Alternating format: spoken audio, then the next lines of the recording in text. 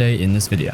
So look, before IO Interactive became permanently tied to the Hitman franchise, they put out this absolute fever dream of an alternate history shooter that somehow managed to turn a regular New York City plumber into a heavily armed guerrilla warlord. Freedom Fighters hit the scene in 2003, and looking back, it is downright criminal that we never got a proper sequel, because the mechanics buried in this game were light years ahead of the competition. The setup really is this pure Red Dawn action movie cheese. Basically, the Soviet Union suddenly invades Manhattan, and you, Christopher Stone, trade your pipe wrench for an assault rifle to lead the underground resistance. But what actually makes Freedom Fighters a legendary title is not the B-movie plot. It is the flawless, shockingly intuitive squad command system. Long before games were bogging us down with complicated radial menus and pause screens to control AI companions, IO Interactive gave us 3 simple commands on the controller: follow, attack, and defend. That was the entire tactical suite. And the craziest part, your squad actually listened. They aggressively took cover, they provided legitimate suppressing fire, and they cleared rooms with a level of raw competence that puts modern NPC companions to shame. You would start a mission sneaking through the sewers alone and end it storming an enemy stronghold with up to 12 rebels at your back, feeling like an absolute tactical genius commanding a small army.